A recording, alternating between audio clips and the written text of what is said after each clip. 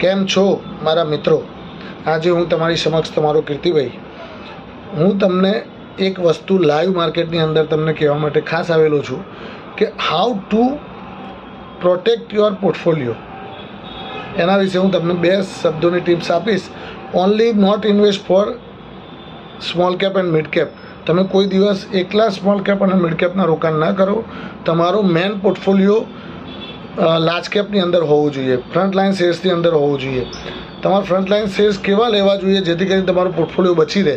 જેમ કે ડિફેન્સિવ શેર્સમાં આપણે જોઈએ તો આઈટી શેર્સ, ફાર્માસ્યુટિકલ શેર્સ જે ઓલવેઝ ડિફેન્સિવ શેર્સ તરીકે જાણીતા છે.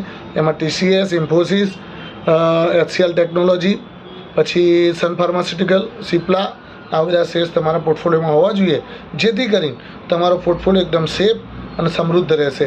બહુ વધારે નહીં તૂટે. કદાચ બજાર તૂટશે